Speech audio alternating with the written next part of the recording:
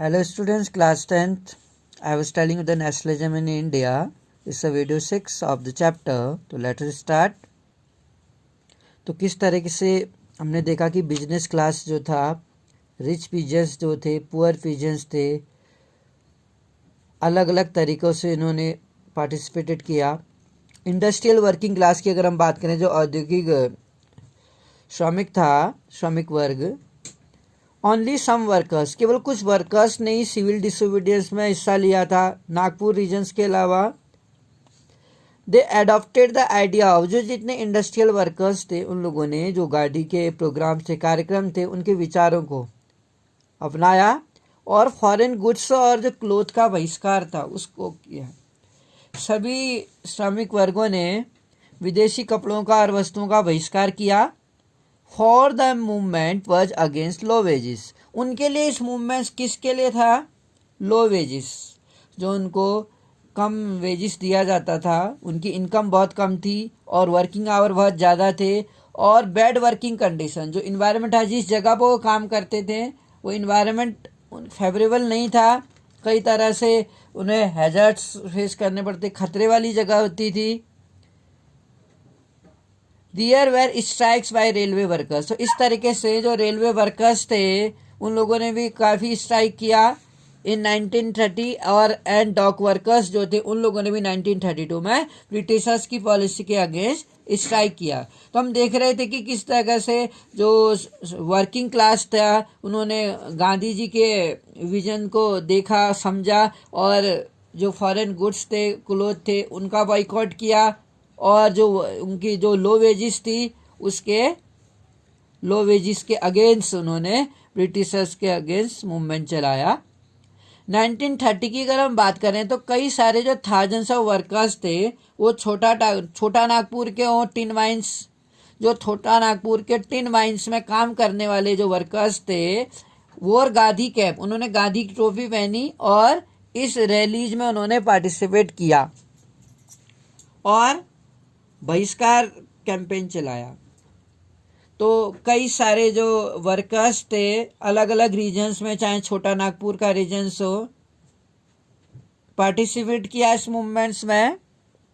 तो हम देख सकते हैं कि उनकी जो डिमांड्स थी, यानी वो जितना समझते थे गांधी जी के टाइम पर, उन्होंने उस विजन्स को समझा और ब्रिटिशर्स के अगेंस्ट मूवमेंट चलाया।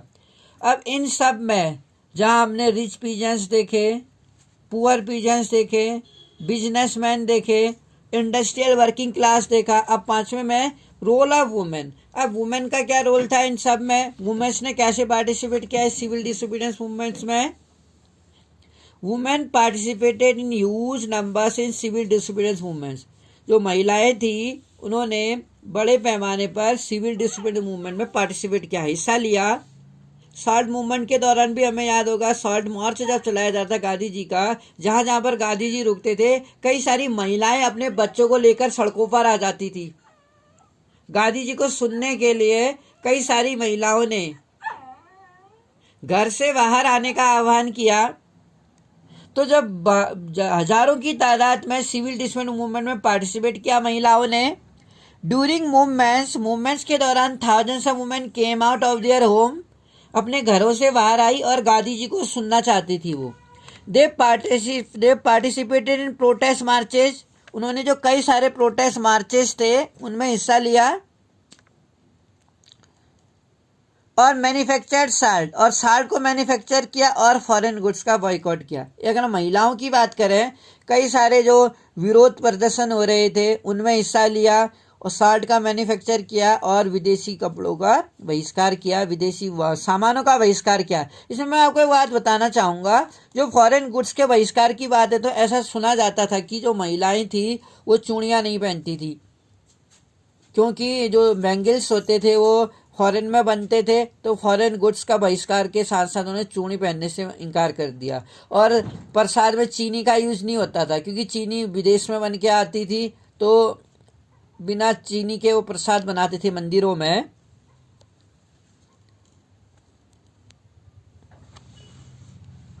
तो many were put through jail by police. तो जब वुमेन्स के द्वारा इस तरह का मूवमेंट चलाया गया इंडिया में, तो कहा जाता है कि कई सारी जो महिलाएं थी उनको क्या किया गया, जेल में डाल दिया गया। They began to see service to a nation as a secret duty of women. उनका ये मानना था कि ये एक राष्ट्र की सेवा है, वो राष्ट्र की सेवा के रूप में देखने लगी इसको, कि वो मानती थी कि अगर वो मूवमेंट में हिस्सा लेती है राष्ट्र की उनके प्रति एक सेवा भाव होगा और एक महिला का सीक्रेट ड्यूटी होगा, एक पवित्र कर्तव्य होगा। पर जहाँ तक गांधी जी इनके विजन्स थे, ये चाहते थे कि जो वुमेन्स है अगर वो घर की रिस्पॉन्सिबिलिटी संभालें तो ज़्यादा अच्छा है। तो अब बात करते हैं कि जो लिमिटेशंस थी इन सब की सिविल डिसोबीडियंस मूवमेंट्स में, वो लिमिटेशंस क्या थी, कमियां क्या थी। लिमिटेशंस को हम कमियां बोल सकते हैं। इस सिविल डिसोबीडियंस मूवमेंट जो चल रहा था, अलग अलग वर्गों के द्वारा जो देखा गया इस मूवमेंट्स को जो सपोर्ट मिला, फिर भी इसमें कुछ कमियां थी। देखते हैं वो 5 पॉइंट कौन से हैं। Congress ignore Dalits and depressed class in order to please high class Hindu, hence their participation of different class was limited। इसका अर्थ है कि जो कांग्रेस थी वो लंबे समय से हम देखते आ रहे थे कि जो दलित लोग थे, जो शोषित वर्ग थे, डिप्रेस क्लास थे, उसको इग्नोर करती रही। क्यों? क्योंकि जो उच्च करके हाई क्लास ब्राह्मण्स जो लोग थे उनको ज़्यादा वैल्यू दिया कांग्रेस ने कभी। इट मीन हम कह सकते थे Congress always gave value to the high class society, Hindu class society, और दलित्स और डिप्रेस लोगों को डिप्रेस्ड करते रहे, शोषित करते रहे। इसलिए जो दलित कास्ट थे उन लोगों ने इस मूवमेंट में हिस्सा नहीं लिया। उनकी जो संख्या थी, जो दलितों की संख्या थी इस मूवमेंट में, वो काफ़ी कम थी। आप समझ रहे हैं कि दलित लोगों ने, दलित वर्ग ने इस सिविल डिसोबीडियंस मूवमेंट में क्यों पार्टिसिपेट नहीं किया? क्योंकि जो कांग्रेस थी, कांग्रेस ने लंबे समय तक दलितों को ज़्यादा वैल्यू नहीं दी। हमेशा से हाई कास्ट के जो उच्च ब्राह्मण वर्ग है उनको ज़्यादा प्रेफरेंस दिया। इसी कारण से उनकी जो संख्या थी इस मूवमेंट में वो काफ़ी कम थी। दूसरा पॉइंट है Congress associate with Hindu religion. जब हम बात कर रहे थे कि यहाँ पर रॉलेट एक्ट के अगेंस्ट जो विरोध हो रहा था, जो मैंने आपको बताया था, रॉलेट एक्ट 1919 में जो लागू किया था, उसके अगेंस्ट भी जो हिंदू लोगों को, हिंदू ब्राह्मण्स को, हिंदू महासभा को ज़्यादा प्रेफरेंस दिया कांग्रेस ने। कांग्रेस हिंदू रिलीजन्स नेशनलिस्ट ग्रुपों से ज़्यादा प्रभावित थी, इसलिए मुस्लिमों का भी कम पार्टिसिपेशन रहा इस मूवमेंट में। क्योंकि तब से ही 1921 में भी जब नॉन कॉपरेशन मूवमेंट हुआ, उस समय बेशक मुस्लिमों ने साथ दिया कांग्रेस का, गांधी जी का, लेकिन बाद में चूँकि वो हिंदू रिलीजन से, हिंदू सभा से ज़्यादा एसोसिएट थे, तो इस वजह से भी मुस्लिमों ने ज़्यादा पार्टिसिपेट नहीं किया इस मूवमेंट में। क्योंकि मुस्लिम लोग अपने आप को अलग थलग मानने लगे, उनको ज़्यादा वैल्यू नहीं दी गई। तीसरा पॉइंट है there was a distract between community allied from Congress. जो समुदाय था वो एलाइनेटेड हो गया, अलग थलग हो गया कांग्रेस से, इसीलिए जो बहुत बड़ा मुस्लिम वर्ग था did not response to them, उन्होंने ज़्यादा रिस्पॉन्स नहीं दिया। फोर्थ पॉइंट है जो रिच पीजेंट्स थे, धनी किसान थे, वो इसलिए डिसअपॉइंटेड थे, इसलिए दुखी निराश थे क्योंकि जब ये मूवमेंट कॉल अप हुआ 1931 में, बिना रेवेन्यू रेट्स के रिवाइज हुए बिना, यानी कि जो रेवेन्यू रेट्स के लिए वो रिड्यूस करना चाहते थे रिच पीजेंट्स, इसलिए उन्होंने मूवमेंट्स में हिस्सा लिया था, लेकिन बिना रिवाइज हुए रेवेन्यू के ये मूवमेंट वापस ले लिया गया। तो इसलिए रिच पीजेंट्स ने भी 1932 में जब दोबारा सिविल डिसोबीडियंस स्टार्ट हुआ तो इसमें हिस्सा नहीं लिया रिच पीजेंट्स ने भी। मुस्लिमों ने क्यों नहीं लिया मैंने बता दिया, और डिप्रेस क्लास दलित लोगों ने क्यों नहीं लिया ये मैंने बताया। अब पांचवा point, Congress was closer and support of industrialist. जो कांग्रेस थी वो बहुत ही क्लोज सपोर्ट थी इंडस्ट्रियलिस्ट लोगों की, उद्योगपति जो थे, इसलिए जो वर्किंग क्लास थे उन्होंने सिविल डिसोबीडियंस में हिस्सा नहीं लिया। क्योंकि जब कभी जो वर्किंग क्लास थे अपने बोनस के लिए या अपनी वेजिस के लिए, अपने बेटर वर्किंग कंडीशंस के लिए प्रोटेस्ट किया करते थे, तो कहीं ना कहीं कांग्रेस का सपोर्ट तो मिला ही नहीं वर्किंग क्लास को भी। जैसा कि मैंने बताया कि वर्किंग क्लास ने भी हालांकि कुछ हद तक सिविल डिसोबीडियंस में इस वजह से स्वराज को इस रूप में देखा कि उनकी बेटर इनकम हो जाएगी, बेटर वर्किंग कंडीशंस हो जाएगी, उनको सिक्योरिटी मिलेगी। लेकिन वर्किंग क्लास ने शायद इसकी अनदेखी के कारण, कांग्रेस की इस अनदेखी के कारण ही सिविल डिसोबीडियंस मूवमेंट में पार्टिसिपेट करना ठीक नहीं समझा।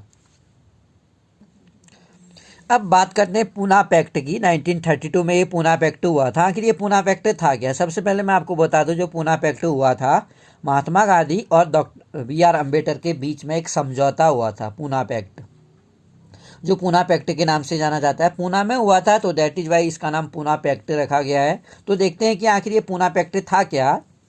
Doctor BR Ambedkar who organise Dalit, doctor BR Ambedkar ने जो दलित लोग थे, शोषित लोग थे, उनको किस में बदला? डिप्रेस्ड क्लास एसोसिएशन नाम एक संगठन बनाया था। डिमांड करने लगे सेपरेट इलेक्टोरल फॉर दलित, कि दलितों के लिए अलग से निर्वाचन, अलग से इलेक्शंस होगा। अलग से इलेक्शन होगा का अर्थ है कि उसमें केवल दलित वर्ग ही क्या करेंगे? वोट करेंगे, और दलितों में से ही कैंडिडेट खड़ा होगा। डॉक्टर BR अम्बेडकर उनके लिए एक सेपरेट इलेक्टोरल चाहते थे, अलग से एक निर्वाचन प्रक्रिया चाहते थे दलित लोगों के लिए। दूसरा point, when the British government conceded, और जब BR अम्बेडकर ने एक सेपरेट इलेक्टोरल की डिमांड रखी, ब्रिटिशर्स ने उनकी ये डिमांड मान ली। Gandhi ji begin to fast, लेकिन गांधी जी इससे खुश नहीं थे, क्योंकि एक तरफ गांधी जी सोसाइटी में इक्वलिटी चाहते थे, अनटचेबिलिटी को रिमूव करना चाहते थे। दूसरी, अगर उनको सेपरेट इलेक्ट्रोल्स, अलग से निर्वाचन अगर उनके लिए कराया जाता, वो समाज से अलग हो जाते। गांधी जी का ये सोचना था। तो गांधी जी ने आमरण अनशन कर दिया कि इस तरह की जो डिमांड ब्रिटिशर्स ने मान ली अम्बेडकर की, उसके खिलाफ गांधी जी धरने पर बैठ गए। और फाइनली ही बिलीव्ड दैट, वो ये इनका ये मानना था कि separate electoral for Dalit would slow down the process of their integration into society. जो एक एकीकरण चाहते थे समाज में, अगर सेपरेट इलेक्टोरल्स मिल गया, उनको अलग से निर्वाचन मिल गया, समाज से अलग हो जाएंगे और समाज उनको अलग नजरों से देखेगा। और जो सोसाइटी में वो एक इंटीग्रेशन चाहते थे, यूनिटी चाहते थे, अनटचेबिलिटी को रिमूव करना चाहते थे, उसकी जो प्रोसेस थी शायद वो स्लो डाउन हो जाए, वो धीमी पड़ जाए। और इसी विचारधारा से शायद गांधी जी ने आमरण अनशन पर बैठ गए ब्रिटिशर्स के इस डिमांड के अगेंस्ट, इस ऑर्डर के अगेंस्ट। अंबेडकर एक्सेप्टेड गांधी, और जब गांधी जी हड़ताल पर बैठ गए, तो गांधी जी की इस डिमांड को अंबेडकर ने एक्सेप्ट कर लिया। और इसका परिणाम रहा कि सितंबर 1932 में गांधी जी और अंबेडकर के बीच में पूना पैक्ट हुआ। पूना पैक्ट से गेव डिप्रेस्ड जो क्लास थे reserve seat in provincial and central legislative council. जो 2 इलेक्शन हुआ करते थे डिप्रेस्ड क्लास के लिए, यानी जो शोषित वर्ग था, उनके लिए जो सीटें थी वो 2 रिजर्व थी, ठीक हो गया, प्रोविंशियल और सेंट्रल लेजिस्लेटिव काउंसिल में। लेकिन जो उनकी जो वोटिंग होती थी वो गवर्नमेंट इलेक्टोरल यानी नॉर्मल प्रक्रिया द्वारा ही, यानी जिसमें कि एक जनरल कैंडिडेट भी उनको वोट कर सकता था। हर वर्ग के द्वारा सीटें जरूर रिजर्व रखी गई उनके लिए, आरक्षित वर्ग के लिए, क्योंकि डिप्रेस्ड क्लास के जो थे, शोषित थे, उनके लिए कुछ सीटें रिजर्व रखी गई। लेकिन उसका जो इलेक्शन प्रक्रिया थी वो सभी लोगों के द्वारा, गवर्नमेंट इलेक्ट के द्वारा समान रखा गया। तो इस तरीके से हमने इस चैप्टर्स में देखा कि पूना पैक्ट क्या था, और जो ये सिविल डिसोबीडियंस जो था 1930 में जो स्टार्ट किया गया था। हालांकि 1930 से 34 के बीच में सिविल डिसोबीडियंस मूवमेंट की अगर हम बात करें कंटिन्यू चलता रहा है। लेकिन कहीं ना कहीं जो BR अम्बेडकर थे वो राउंड टेबल कॉन्फ्रेंस में गए, वहाँ पर शायद वो डिमांड रखने के लिए गए थे, जो 11 सूत्री डिमांडें थी, जिसमें वो सॉल्ट टैक्स को एवोल्यूशन करना चाहते थे, पॉलिटिकल लीडर्स को रिलीज करना चाहते थे, और जो एक गुप्त विभाग था यहाँ पर उसको कैंसिल करना चाहते थे। ऐसा कुछ हुआ नहीं, उनकी सारी शायद डिमांडें पूरी नहीं हुई। तो गांधी जी वापस आके 1932 में उन्होंने दोबारा से सिविल डिसोबीडियंस मूवमेंट स्टार्ट किया था। लेकिन ब्रिटिशर्स ने भी इस मूवमेंट को कुचलने के लिए काफ़ी एक ब्रूटलिटी अपनाई, और कई लोगों को लाठीचार्ज के द्वारा घायल होना पड़ा, कई सारे लोगों को मरना पड़ा। तो 34 तक ये मूवमेंट चला। तो इन दिस वे इसके आगे क्या होता है, आई विल कंटिन्यू कि हम किस तरीके से पुणे पैक्ट के बाद सेपरेट इलेक्ट्रोल्स ब्रिटिशर्स जो जिसको एग्री कर लिया था, फाइनली इसको क्या किया गया, कैंसिल किया गया। Thank you for listening me.